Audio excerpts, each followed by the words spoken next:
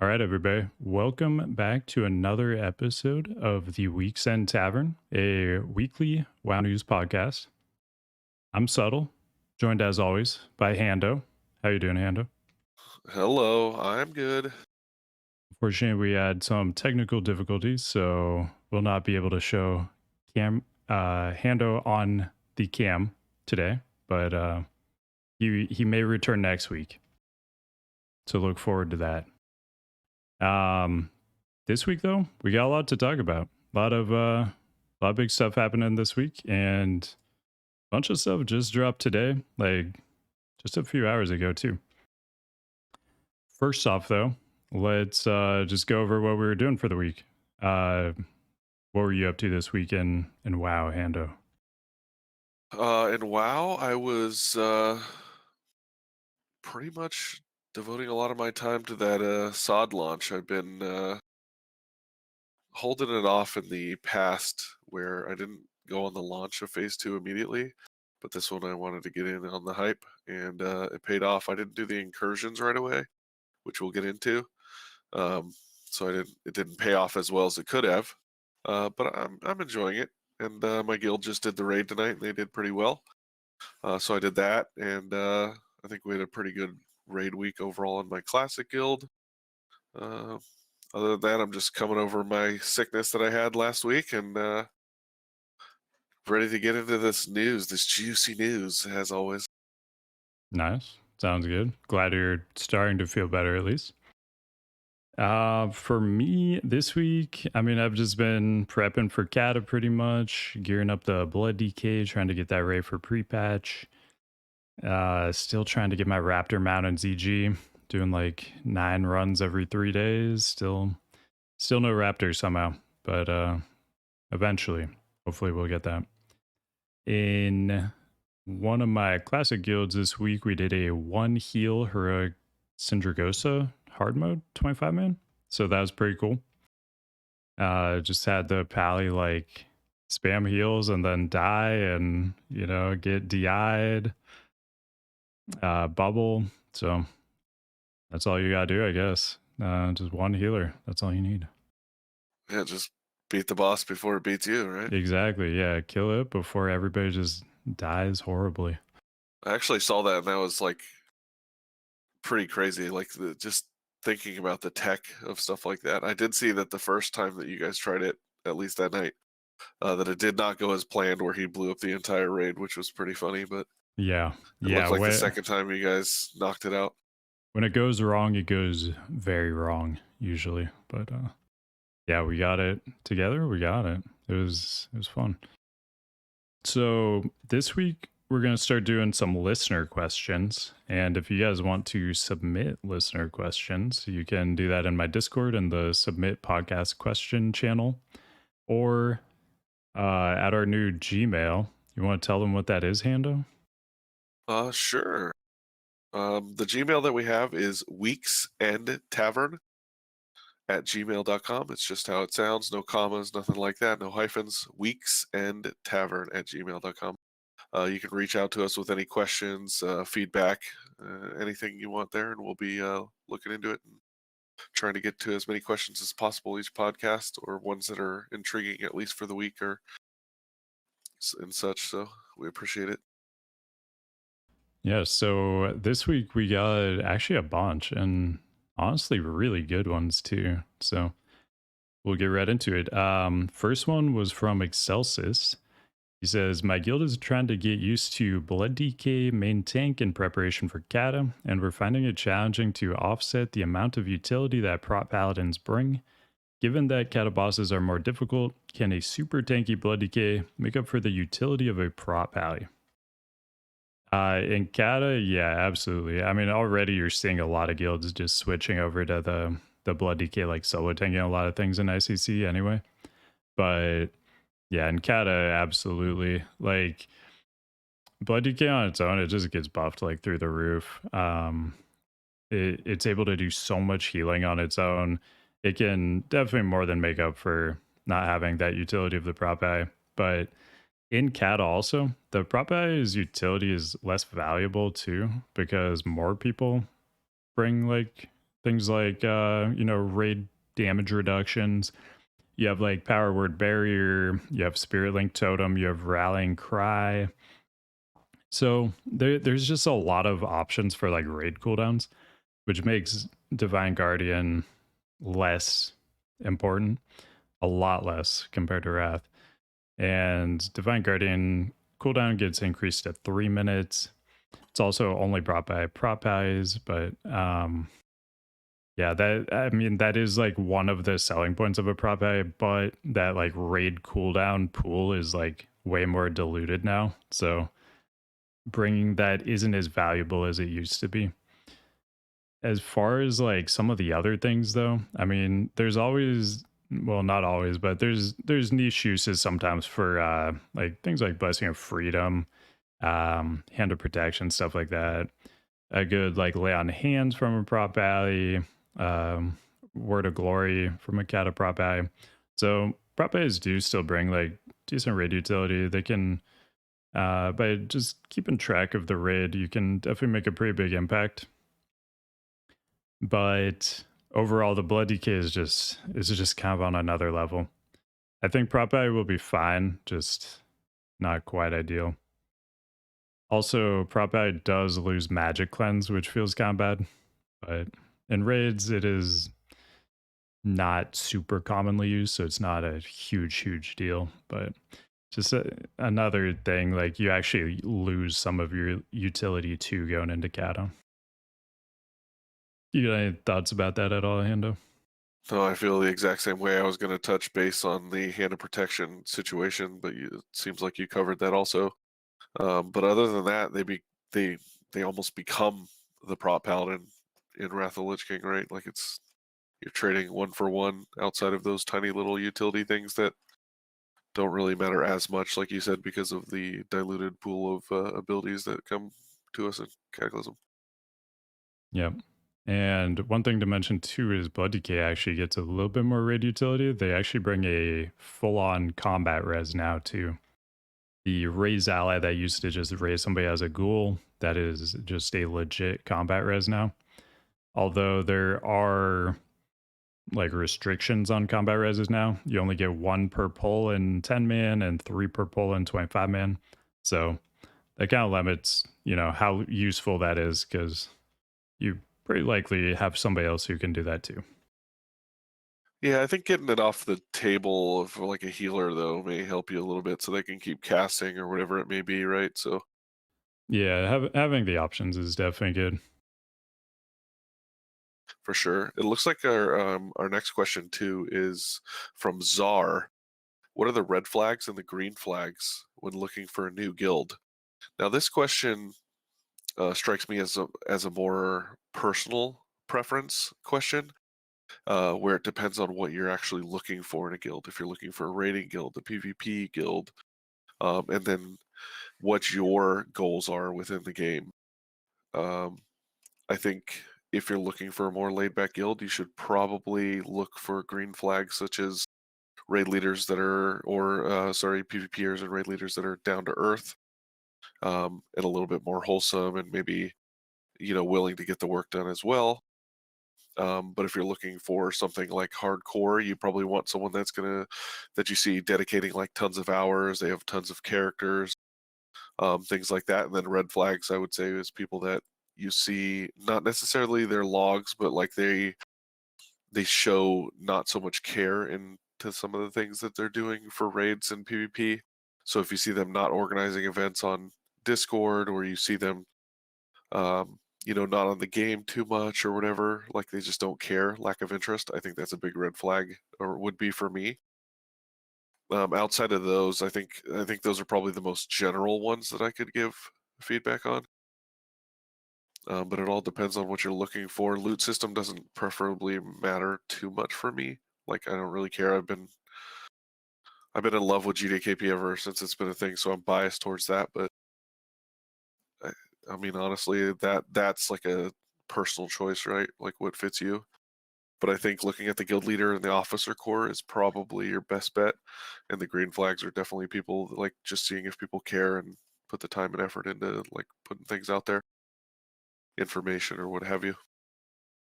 Yeah, How do you feel about that? yeah, definitely agree with that. I would say also just kind of look at what their turnover rate is like. Like if it's a guild where, they're constantly recruiting, like a lot of times you might find guilds recruiting in like your server Discord, whatever. So you can just like search in your server Discord potentially, see how often they're like actually recruiting. A lot of those channels do get purged though, on a regular basis. So your mileage may vary, but if there's like a backlog of like their recruitment posts, you can kind of see how often they're recruiting. And if they're just like constantly looking for new people and they're like losing people all the time, that's kind of a red flag. Like something's going wrong that's like making them constantly lose people. I was pretty lucky because the main guild I was in, most of Classic, had very low turnover. So, I mean, on average, I don't know, maybe like one person every like 2 or 3 months we had to replace. Like it wasn't bad at all. So a guild that's like constantly losing people, there's probably a reason for it. So probably try to investigate that, see what's going on there. How do you feel about like loot and stuff? Because I know there's sometimes drama and stuff like seniority and stuff like that in guilds that use like loot councils and stuff. How do you feel about stuff like that? Yeah, so if it's like a loot council guild, I mean, loot council is only as good as the people that are in charge of it.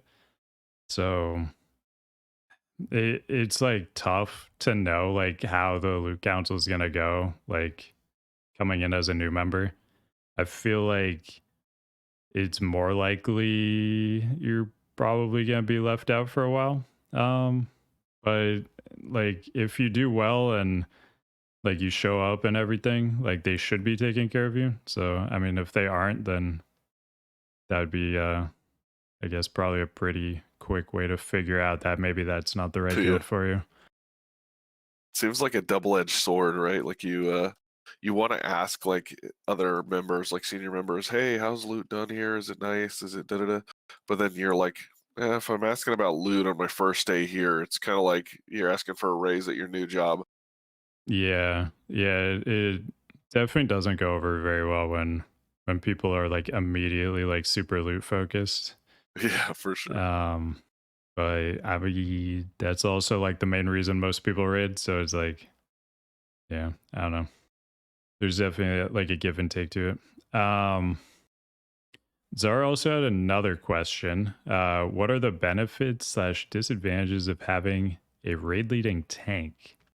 So personally, I feel like so as a tank, there's always some amount of raid leading you're doing because you're like, setting the pace generally.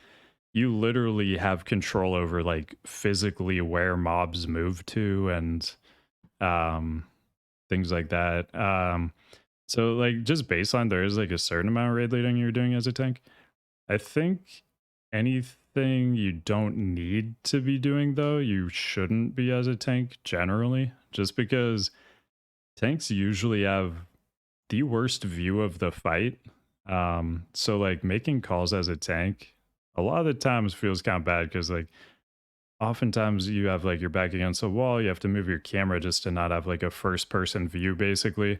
So you're playing at this weird, like awkward camera angle. It's hard to see everything.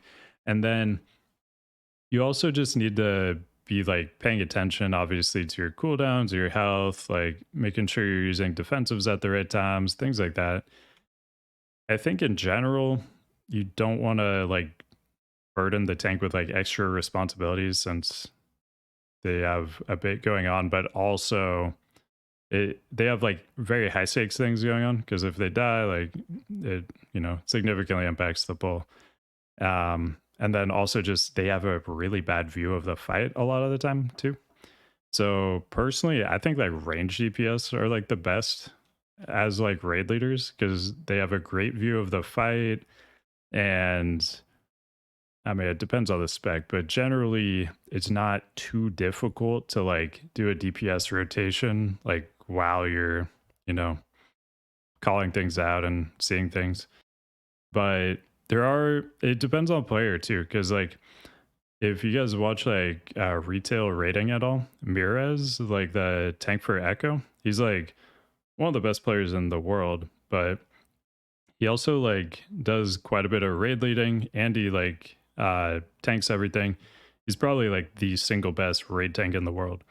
But he's also making all these calls the entire time. So there are players like that who can absolutely just like raid lead flawlessly while playing flawlessly. So it really depends. If you have somebody like that in your raid, then it definitely makes sense to like utilize that talent. But I think in general, it's not great for a tank to be like the primary like raid leader outside of, just the regular tank duties that kind of fall in line with raid leading. What do you think, Ando? I definitely think there's benefits and disadvantages. I would like to say some of the benefits are things like tanks usually have their plater and stuff like that. Like, so health bar add-ons are usually set up primarily for you to take care of things quicker than most people, or more clean and clear. So I think that helps in that way. Um, and the fact that like your timers usually align with something that the boss is doing, so you're able to call those things in line. But I also agree that there's disadvantages, like you said. It's hard to see. Like you're looking at the undercarriage of a huge boss half the time. And even when you go full view, it's you're looking at half your screen's a boss. So that's definitely a disadvantage. I think disadvantages also is that like you said, if you die, that's basically the whole raid wipes. Where so if you miscall something or mistime one of your things, it's an end for there. Um, I definitely think the approach that I took on Lich King uh, during this expansion was the best way to do it. Where I had you do a few things as the tank when they made sense. I had um, one of our melee DPS do a few things when it made sense, and then I took on the rest of it, right? Which as a ranged DPS, and I think it worked out perfectly. I don't think a raid leading role should be defined by a class. I think the person that's best suited for it um, should just do it. You know what I mean? One of my best guild leaders in the past and raid leaders that I had in the past was a healer. I don't know personally how he did it because you're looking at so many health bars and stuff, but he made it happen. We got a lot of realm firsts and stuff with him, so you know what I mean. Whoever can do it and do it the most concise and get you to your goal, I think that's the person that should do it. But as a tank specifically, there's definitely those disadvantages of like not being able to see as well. Having the field of view and stuff, and then the benefits I think are just the cleaner UIs on average. I mean, I have seen some crazy UIs, but you know what I mean. Yeah, yeah, for sure. Yeah, raid leading kind of is just like its own like separate class. Like you're kind of playing like two classes at once. But Uth Golvain had a question piggybacking off of Czar's question. His was, to what extent should callouts and communication be handled by the tank? I find it's a very delicate balance to get the right amount of callouts without overwhelming comms. Any tips? So, I mean, in general, for callouts, you for sure only want one person calling out each thing. That's like a huge problem that happens all the time where like four different people are calling out the exact same thing at a time. You definitely don't want that. Like everybody should like understand whose job it is to call out specific things. Generally, it'll be, some of the stuff that's a little more like tank specific, like let's say like putricide, you get enough stacks, the other tank taunts, like calls like that. Tank obviously should be doing those. Anything to do with taunt rotations, basically anything that's like tank related, tank should definitely be doing those calls. Anything that's more like general raid related, that should just be whoever the raid leader is. And only them. Like when the file's about to happen, you only need the one person, the raid leader, calling out like, stack up for the defile, spread out, whatever we're doing, whichever part of it is. Um, and you definitely just don't need like four different people all calling defile stuff. It causes problems.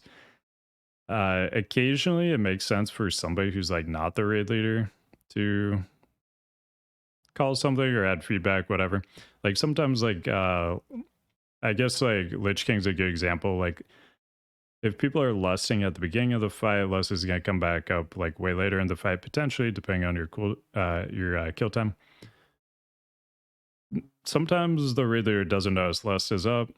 It makes sense for for somebody else to at least let them know, like, hey, it's coming up. Should we use this like coming out of this room? So things like that. But yeah, you really have to just have like predefined people to make the calls. Anything tank related by the tank, and then whoever the raid leader is, basically doing everything else.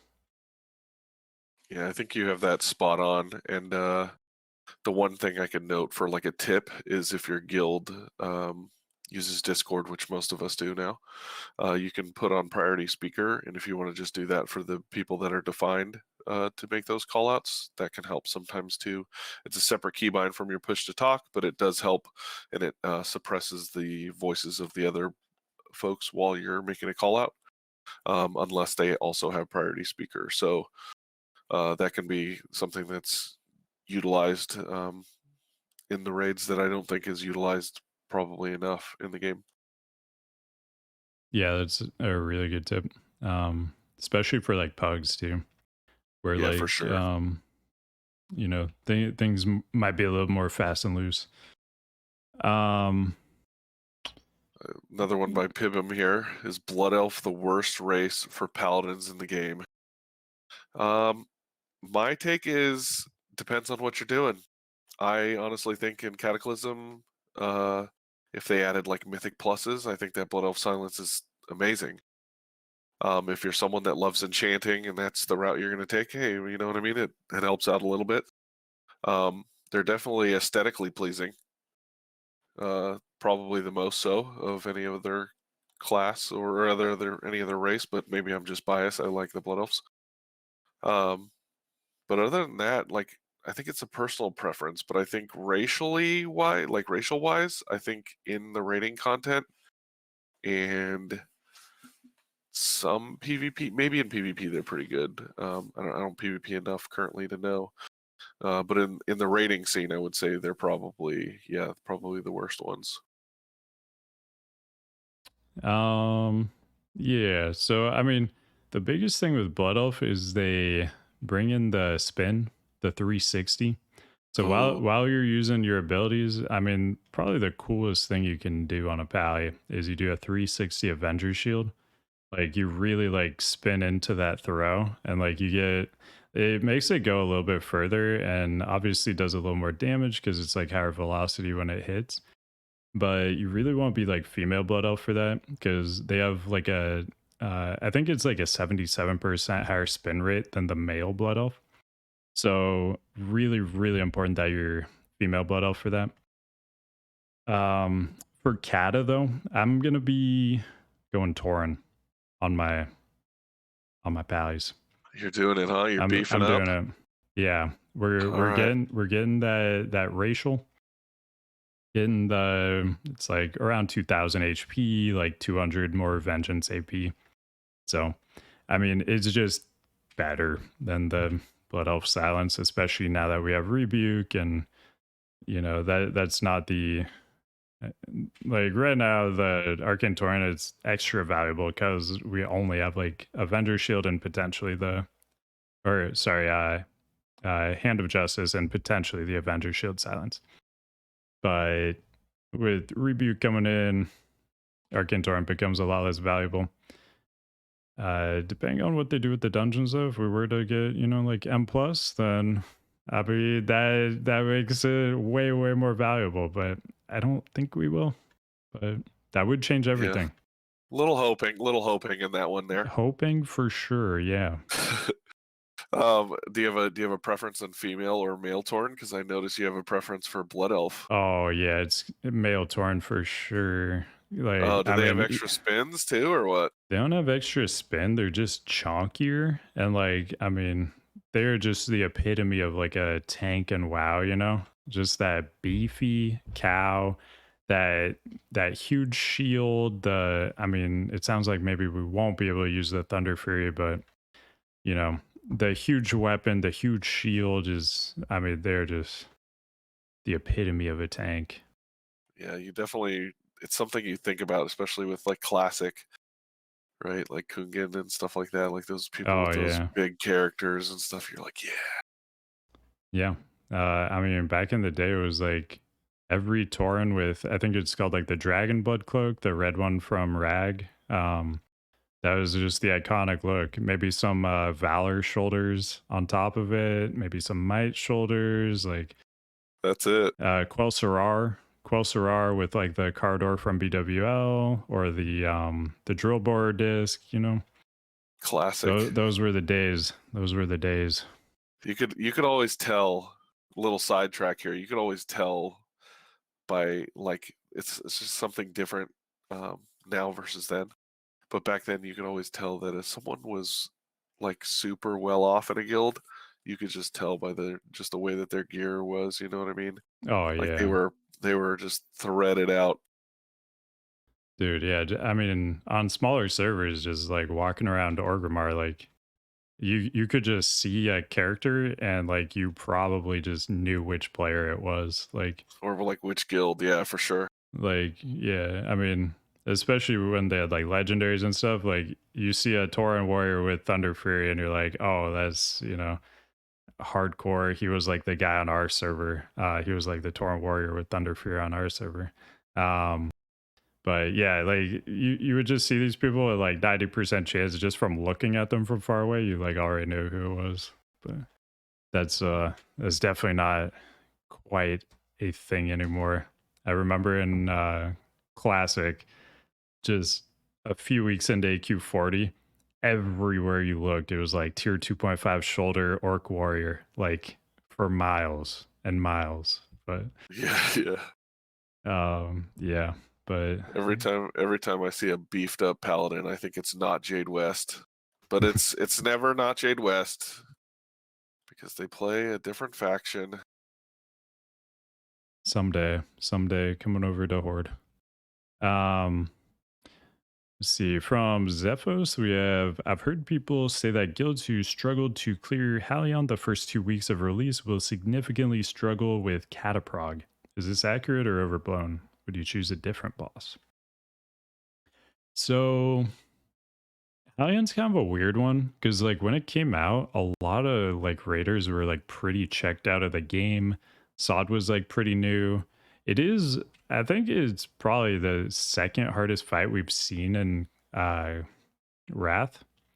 Like early on, like Algalon, 25 man being, maybe on that same tier. And then obviously Hero Glitch King being number one. Um, Yeah, I don't know. It just came out at such a weird time where like if your guild struggled on Halion, it might have part of it might have been like those external factors. But yeah, I mean, if your guild's having trouble on it, it is pretty similar to what the fights are gonna be like in Cata. So I mean, probably figure out if it was really a lot of like people just being checked out, not really paying attention, or like your guild at like actually trying to kill the boss was having issues. Because yeah, it kind of just sets the tone for how fights are in Kata. So this is just kind of a glimpse of what's to come. And some people may need to find new guilds. I mean, a lot of guilds are like just kind of falling apart in general. And in Kata, you will have the 10-man option too. So even if you can just get like 9 other people, like you got a raid right there. You'll get the same eye level loot. You won't get as much of it like per person, but it is a fun, easy way to get a raid going. So yeah. I I agree with you there. I think the one thing too is the fall off in like Wrath of the Lich King. So it's I don't know if it's the most fair assessment for Halion, because a lot of people like the Lich King was the end. You know, he's the box art villain.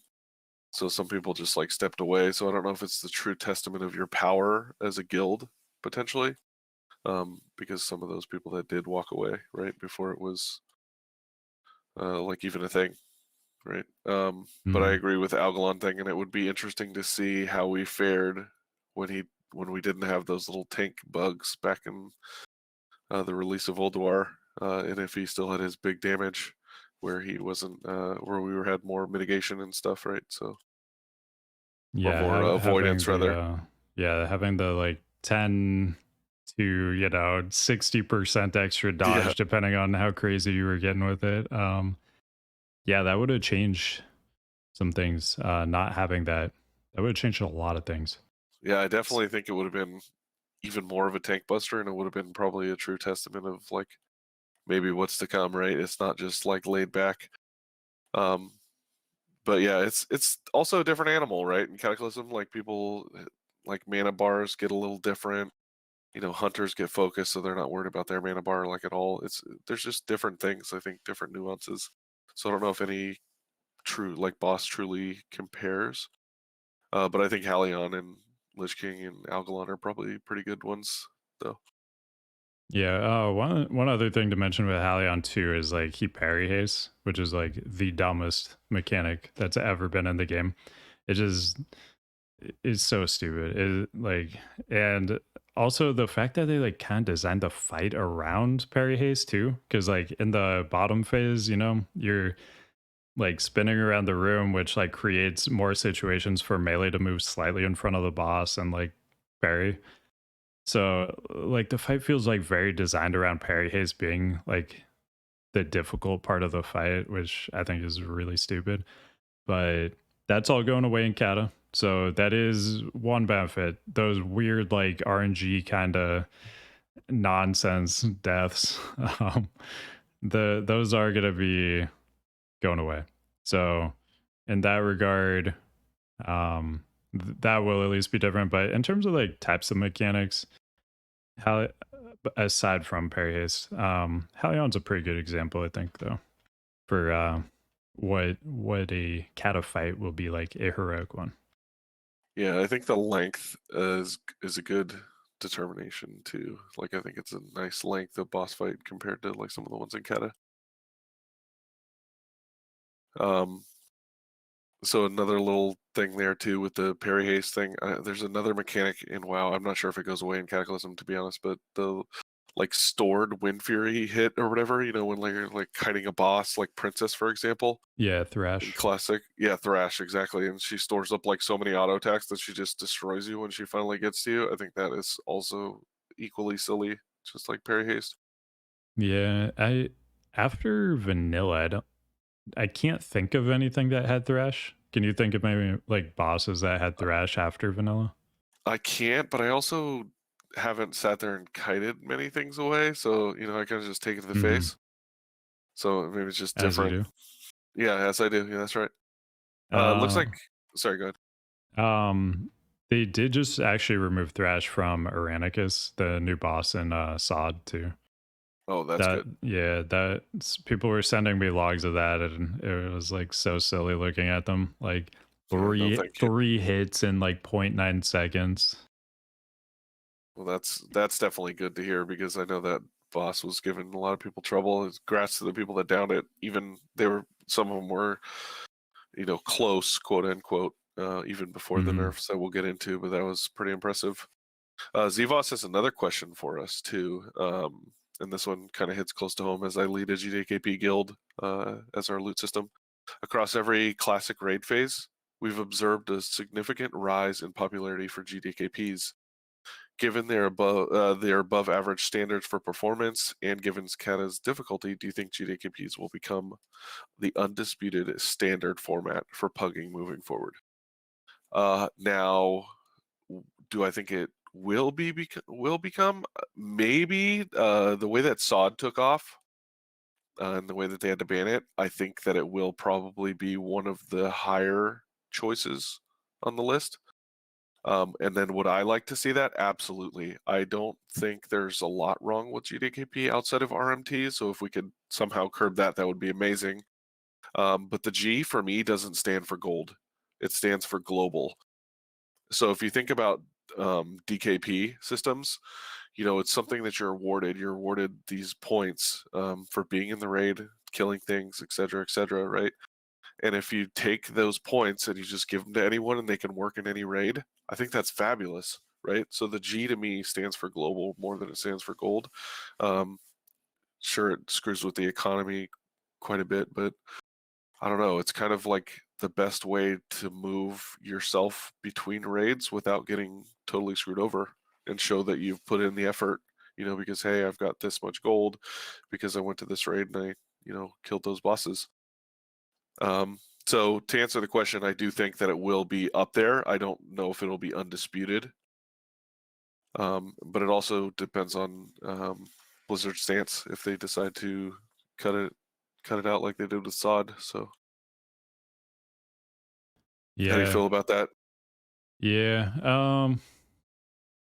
So I mean, I think GTQPs are definitely gonna be really important in Cata, just for making like higher quality pugs happen. Like we saw in uh Ulduar ICC, even TOGC to some extent, I guess, with like a noob. But Ulduar in particular, I'll use it as an example. Like all the SR groups I saw, they were basically always like pretty much all normals, and then they're like, we'll try, depending on group, we'll try like 3 or 4 hard modes. And then you get to those bosses and they're like, yeah, we don't have the group for it. Like, so they just send normal on it, like everything. So they kind of get people's hopes up with like, oh, maybe we might do some hard modes, and then it's just all normals. While the GDQPs at the same time are like fully clearing the whole raid on hard mode. Um, yeah, just GDQP just allows you to get like a lot better players. And for Cata, if you want to clear heroic bosses in a pug, you're probably gonna need GDKP for it to get the right players to be able to do those fights.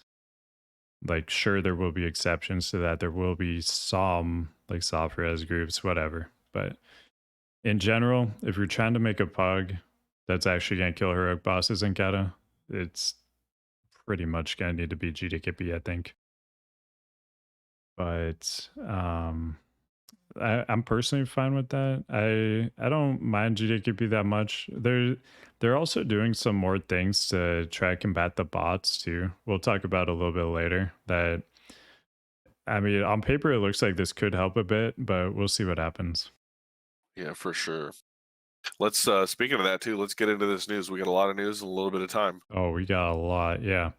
Um, Um, yeah, you want to go ahead? SOD phase 3 just came out. I'll just do a quick summary on a few things, but you are the one who's actually played this quite a bit. I have not, so we'll get your feedback on it. But SOD Phase 3 just released. There was a new event called Nightmare Incursions that is a way to level up, make some gold. Turned out they might have been a little too good for leveling up and making gold. The new raid Sunken Temple came out. There's new runes as well, and tons of new profession stuff. But yeah, starting with Nightmare Incursions. Hando, take it away. Nightmare incursions are definitely something that I abused. I did not abuse it on day one for the gold nerf, or rather, for before the gold nerf. But I did use it and got tons of experience. One thing I hate about Classic is leveling up. So any way to expedite that process is I'm game for. I think it was a nice way to get 5 people into this new event, get the rep, get it done. Was it boring at times? Yeah, a little bit. Was it tedious? Yeah, a little bit. Once we learned the route and stuff, it was pretty easy. But I think the biggest setback was the fact that there is kill quests There is loot quests, there is boss quests, and there is like another like an intel quest, like intel gathering quest, in each of the subzones within that each incursion. Um, and people just decided to skip the kill quests and most of the time the boss quests, and you just kind of move on and just pick up your things off the ground. So basically, you're playing Farmville for a little bit. You know what I mean? Trying to get some experience. So it's a hit and miss. I can understand why people are upset about it, but hey, for me to get the 10 levels, in like 5, 6 hours, I was more than happy. Plus, I got like 200 gold even after the nerf on the way up, which paid for all my training and more, which was awesome. Recovered gold from mount loss, whatever it may be. Um, but after I did some of the incursions after that too on an alt, when they nerfed the experience from it, but increased the Discoverer's Delight experience by 25%. Um, really not that big of a difference. It's just something that I would choose to do over, running ZF or something, only because I just don't want to see ZF that much. Uh, Especially because we're going to be in ZF a ton for some of the newer mechanics, which are um, willful offerings or something like that. Some little token you have to like kill some secret boss in a few of the end game dungeons to like force people to do the level 50 dungeons. It's just a way to do that, so you're going to see that a lot. But yeah, I thought it was for me personally it was okay. For the gold thing kind of sucks, but I think the fact that they gave us until the end of the weekend was a good gesture. I just think there needs to be probably more internal testing so that something like that doesn't happen again. Gotcha. Yeah, I was reading about it all day long. The subreddit was going crazy about this, but it sounds like they've already made several changes to it. So hopefully it'll be in a better place now. Yeah, it was kind of at to an extent it shouldn't have been a replacement for the leveling. It should have been a separate thing, like if you ran out of quests or whatever. So it went a little overboard for sure. But hey, like I said, I'll take the 10 free levels this time around because the thing that they lacked the most was the amount of players in the last 25 to 40 bracket, because they just didn't want a quest. They didn't want to level. So I Yeah, think this brings more players into it. I've even met people that just started in this phase because they're able to level up so quickly. So I think it's better for SoD and the longevity. With the Sunken Temple stuff, we'll get into that too. My guild did it for the first time tonight, so we've only done the like post nerf stuff. And they did pretty well. Like they did pretty well. I think they killed the first 5 bosses. Within like 2 to 3 attempts or whatever.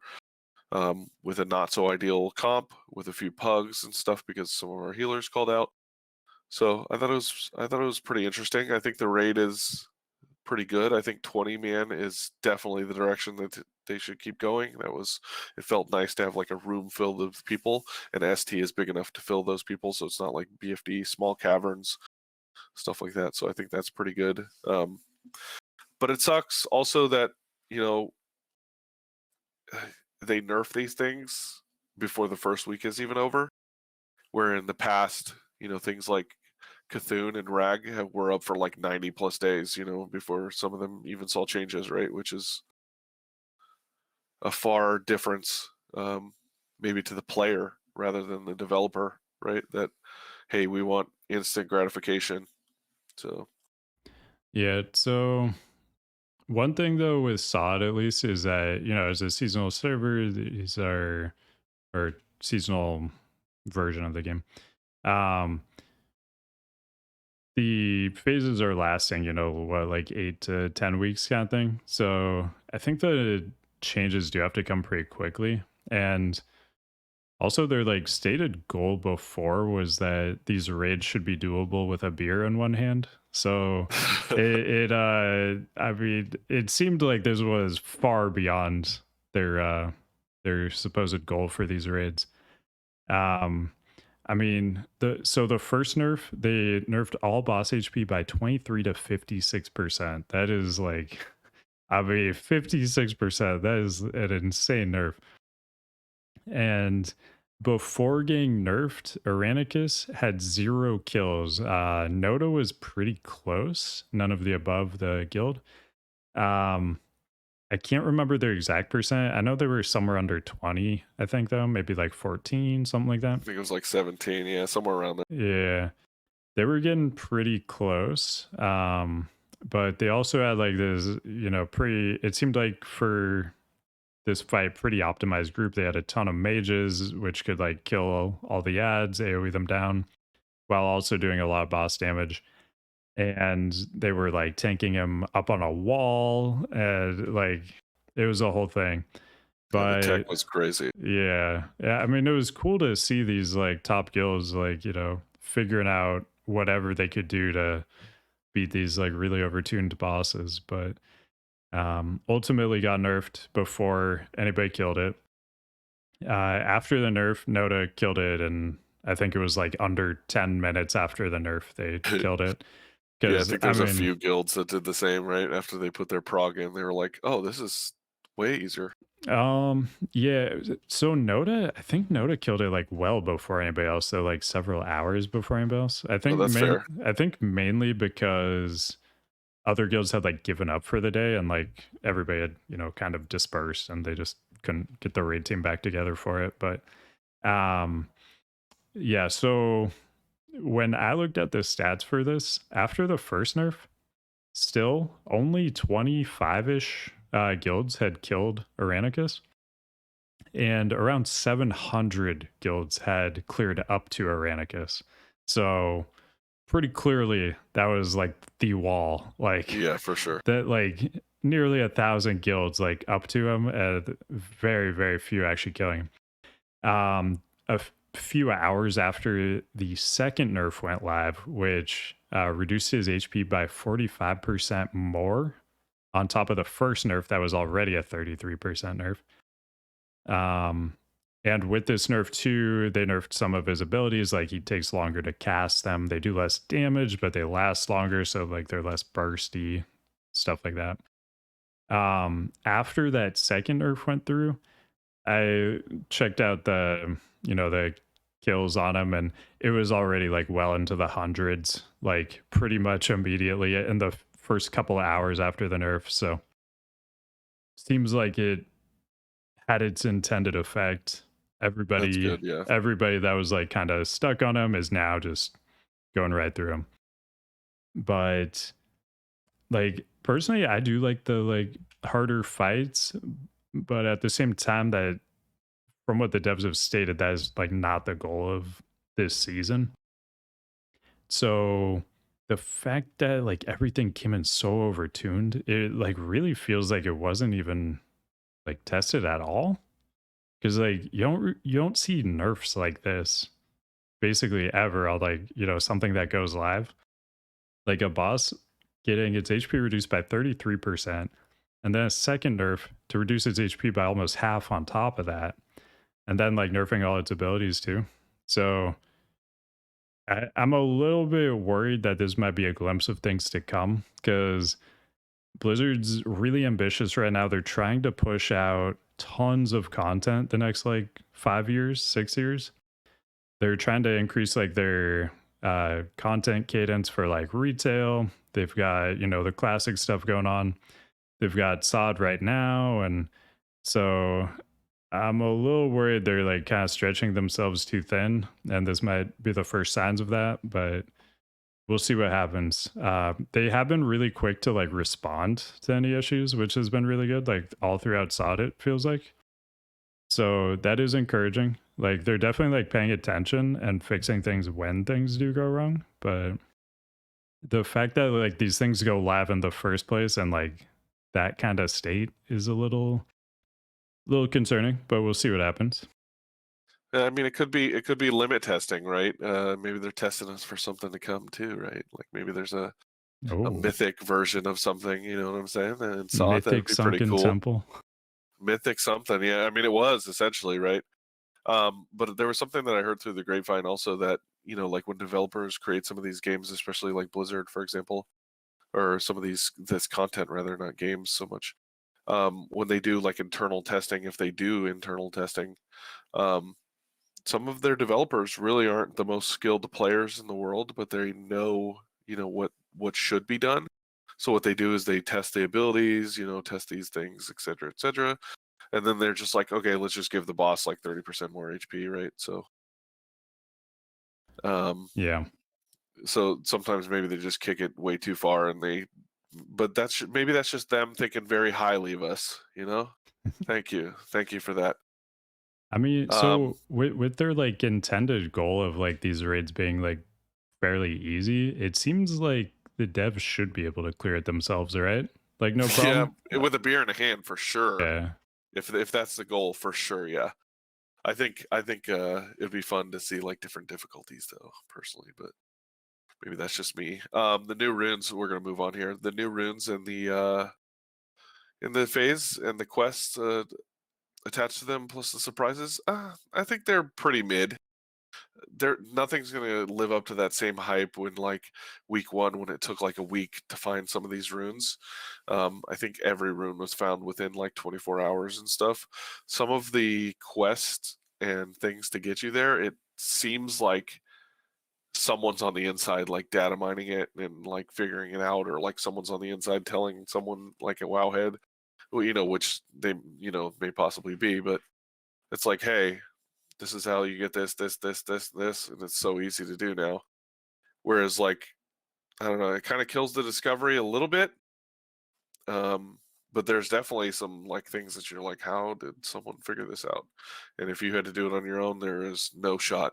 So I'm thankful for the guides, because there's definitely little things that I see in the game that I'm like, hey, that's different. But I have also played the game for so long that it's easy for me to see those differences.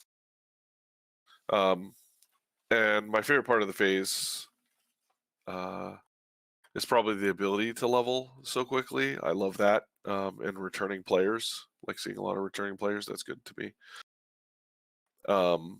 Worst part of the phase is probably the fact that the gold from the incursions early on shied quite a few people away from like the developers and stuff like that. Same with the HP, like we were talking about in Sunken Temple. I think it like was just kind of a miss there from them. So that's probably the worst part of the phase so far. I know you haven't played it, so we can move on if you'd like Yeah. to. Yeah, I mean, I think You can talk about the runes and that's probably a pretty good summary of this week for SoD. well, So, other than the restrictions for the oh, accounts, yeah, right? yeah, yeah. Yeah, we did get this new information like just a couple hours ago. There's new restrictions for new accounts in SOD until the first payment is cleared. So, brand new accounts that have like submitted payment info, but that hasn't actually like cleared through the bank yet. Those accounts will not be able to trade, use the auction house, or mail. Big fan. Big So, fan. I mean, that seems like a great change. I know people have always touted like stolen credit cards are often used for like the bot accounts. So, I guess we'll see how prevalent that actually is. Um, so if that already is the case and a lot of the credit cards are stolen, then I mean, presumably people would at least like freeze those cards as soon as they figure that out, but which would like, stop it. Like this process would work fine with that, because then like the payment wouldn't clear, and then like this account would just never be able to like trade or anything. Yeah, But yeah, we'll see how that goes. It's interesting. Seems like it it's good. has some promise. I think the trial account is the same way. Like if you just were free to play for to like level 20 or whatever it is for retail or whatever they had, I think it's the same way. So I think it's good. I mean, it shouldn't be too hindering. Um, it's kind of sucky. Like if you have a friend coming into the game or something where you can't trade or send mail to them, but I mean, 30 days is really no time. Like gives you time to level and actually get into the content with your friend anyway, right? So I think it's fine. But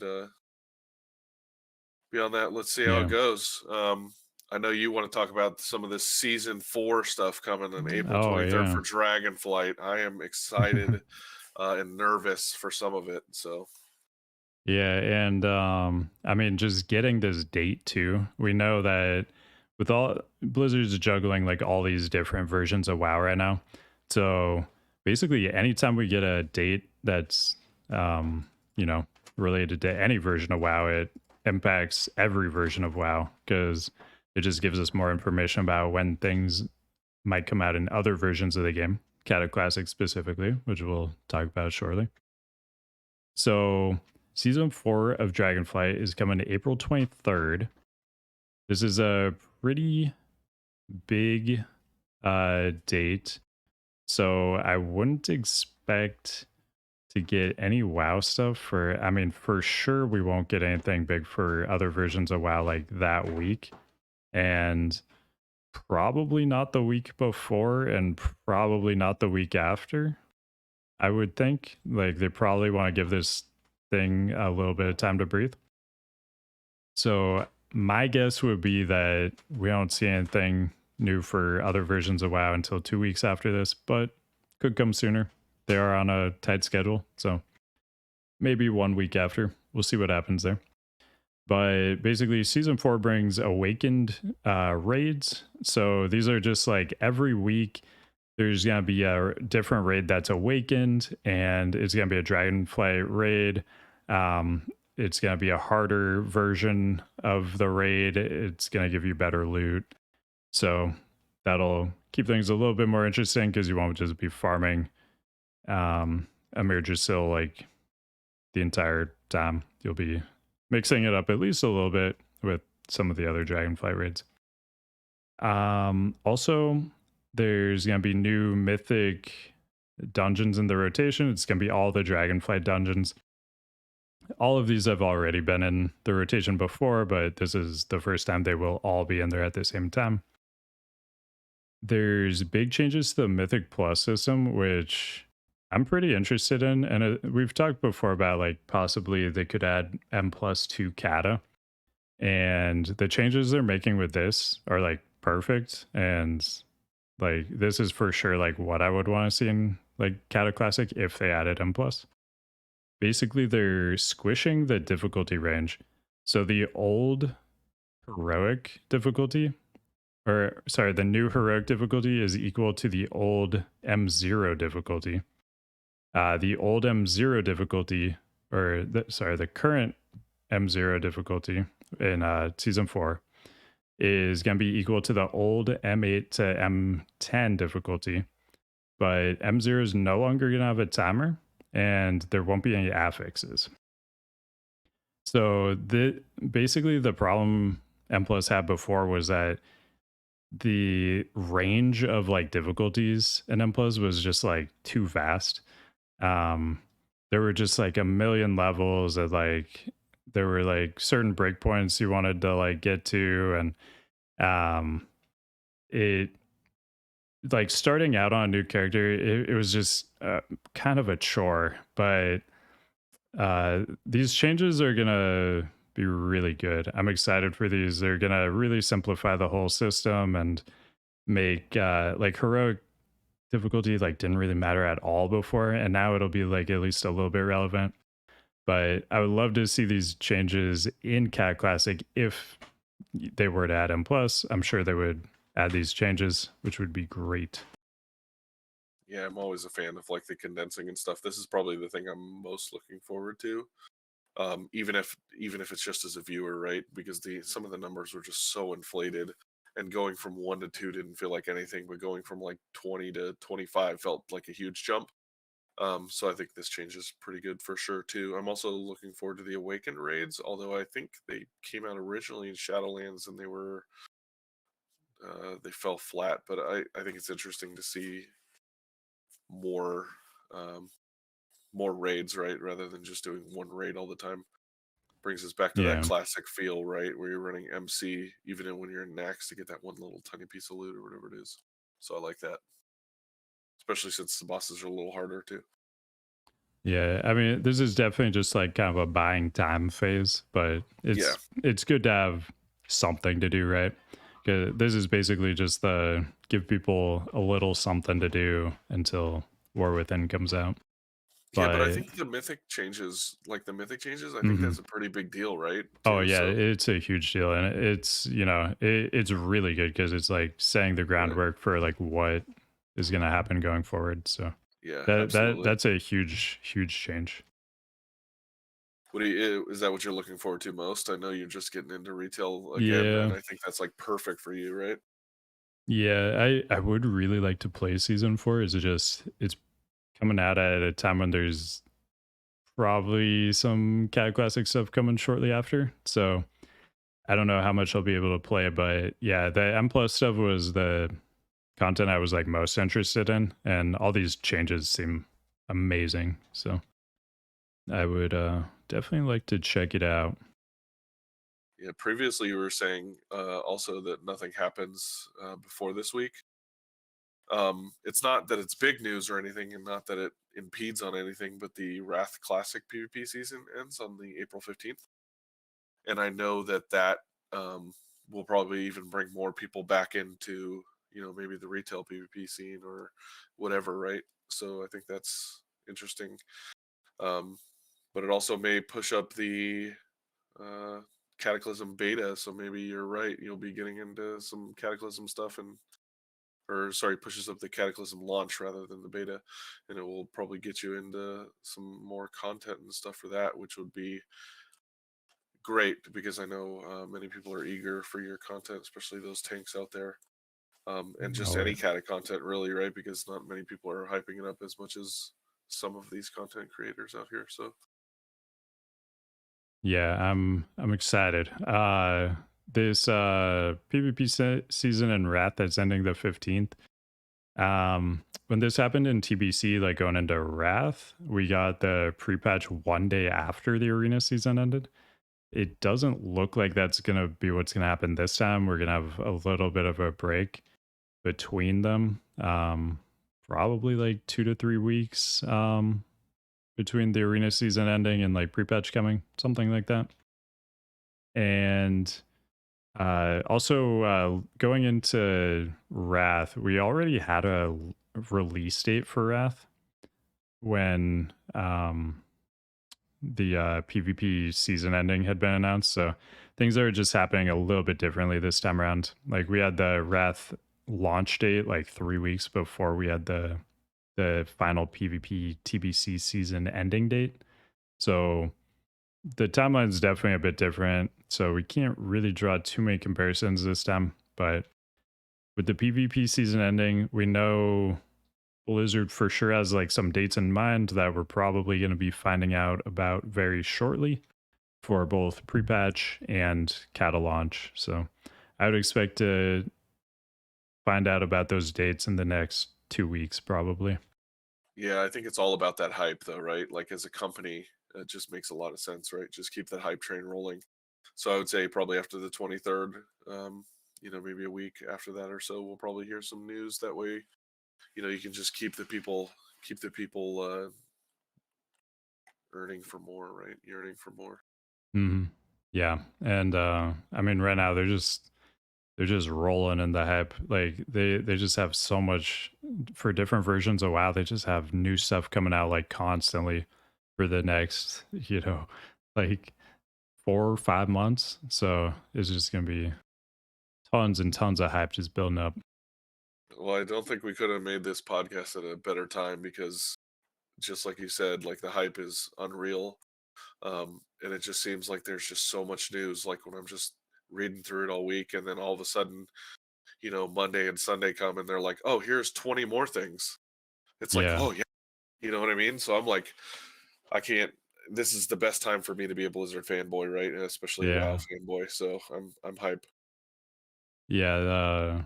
The last few weeks, like just on Monday, like while I'm writing like the notes for the show and everything, it's like, oh, there's, some major stuff like happening like hours before we're, going live. And Yeah, yeah, you gotta it's you just gotta gonna be check. like that, I think. Yeah, I think you just have to check like an hour before the podcast just to make sure. Hey, hey, wait a second. There might be something else popped up here. Hold on a Yeah, second now. yeah. I mean, these Mondays have been crazy lately, and Oh, it's nuts. they're just gonna get crazier, it seems like. I'm just littered with blue posts and I'm loving it. All right. So speaking of which, we did get the Cata update today, Cata beta update. just shortly before this, several hours ago. Oh, you got beta? Is that the update? No, no, it Oh, is not the update. that's not the update I wanna hear. Apparently that's never going to be the update. But yeah, this time following features have been added: reforging, transmog, dungeon journal, random dungeon finder. The following features still in progress and unavailable: Tulbarad level 80 to 85 battlegrounds, raids, guild system updates. Um, so I mean, we're still missing a few things, but getting the reforging and transmog RDF, those are all huge ones to have in now. They also note that block is working properly. Before it was blocking 1 damage instead of like 30% of damage. So pretty big fix there. Weapon skills being completely removed. That is just consistent with how Cata is supposed to be. It was like a weird relic that weapon skills were still in. Raise ghoul for DKs now actually raises a ghoul. So that's exciting. And druids aren't going to lose mangle when they log out anymore. So that's Yeah, I big. think I think that one they should have just kept in there, just take them down a peg after their That could awesome be a solo good way card to balance combo them. streak. Yeah. Yeah, there you go. That's a balance to it. Yeah. Yeah. I kind of want to see, I'd like to see Blizzard do more balance changes like that, where it's like you just lose some of your core abilities every time you log out. I Yeah, think that just would be keep 'em on your a, toes. a fun way to, spice up the meta. But also we do still have a ton of bugs. Like I know Death Knight runes are still not scaling with like haste and any sort of rune regen effect. Like even things like Imp Blood Presence, you just have 10-second rune regen, which sounds pretty awful. Yeah.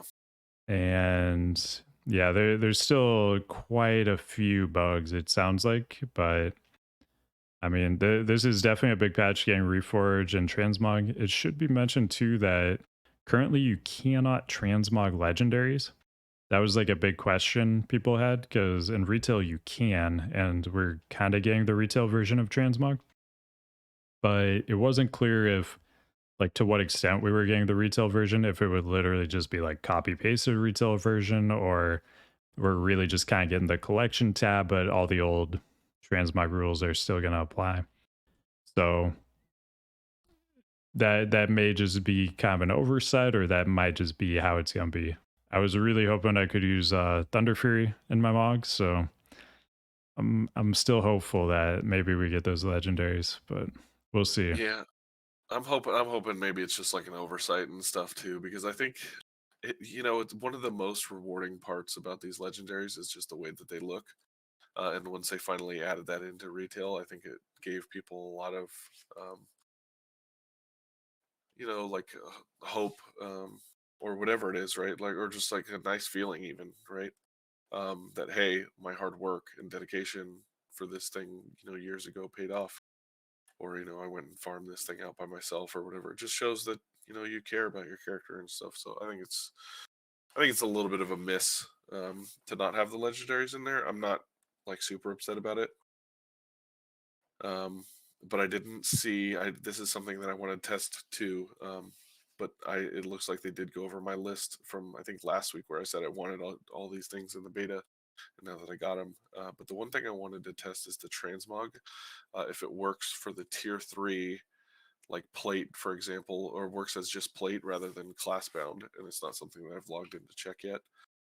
Um, but I would like to do that so that I can have the answer for the viewers next week because So somebody in my Discord did actually check that, oh, and awesome. yeah, they did. They were able to transmog the warrior tier 3 on their Death Knight. Oh So yeah, baby.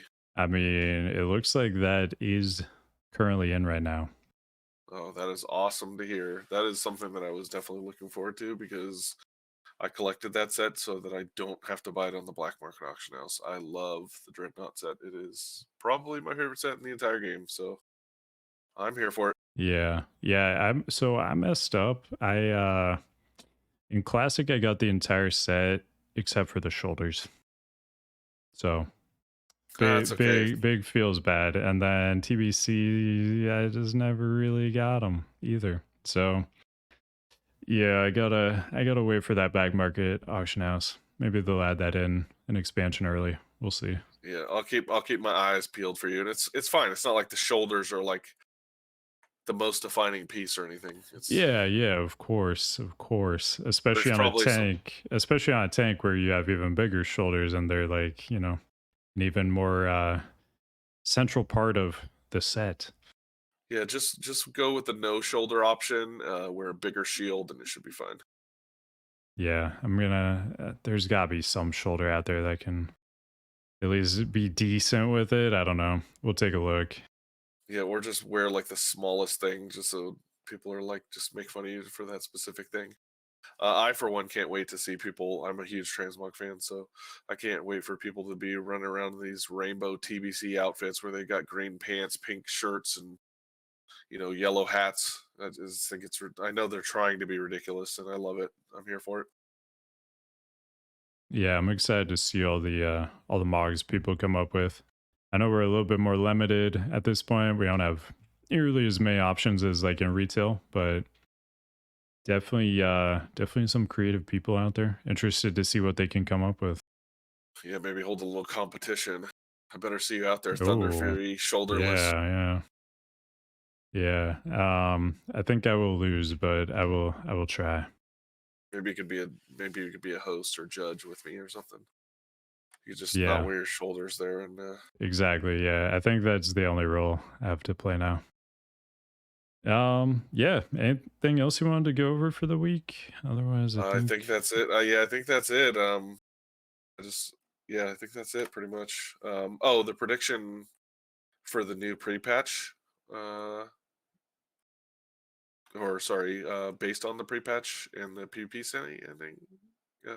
What are we thinking? Like for Cata launch, is there any new predictions for that or? Yeah. So for like pre-patch, I'm kind of thinking either April 30th or May 7th, because there are a lot of events that like happen in the pre-patch with like the elemental invasion and everything. And with the arena season like already ending, I feel like 1 to 2 weeks after season 4 of Dragonflight comes out, that's probably the window they're aiming for with this. But we'll see. We'll see. I don't think we're too far away now, though. Yeah, I don't think so either. I think the launch is still going to be on a Thursday. Um, but yeah, I think the pre-patch, I was expecting it to be a little further away, but now I'm definitely expecting it to be sooner rather than later. So I think once the 23rd has, the season 4 for Dragonflight, I think once a little bit of time is left for that, I think we're going to get it right away and then get people amped up for Cataclysm, which is much needed. So Yeah, I'm excited. We're getting close, getting real close. yeah, and then But I just want to let people. Sorry, go ahead. oh yeah, go for it. No, I just wanted to let people know to reach out and tell us what you think. Right, we have that new Gmail. Plus, we have Subtle's Discord. So the Gmail is Weeks and Tavern, no spaces, no hyphens, nothing. Just so it is at gmail.com. And just let us know what you thought about any topic we've gone over. But let us know your predictions too for the pre-patch for Cataclysm or the release date for Cataclysm, or some of the changes that you may want to see in the game overall. Yeah. Well, we'll wrap it up there. Thanks for listening, everybody. It's been fun. We will see you guys again next week. Hopefully, we'll even have some more Cata Classic news. That is kind of the main thing I'm excited about right now, and I'm just kind of itching to get some more news about it. Launch dates, pre-patch dates, everything. But that'll be it for us. Hope you guys have a great week until we see you next time. See you later. Bye.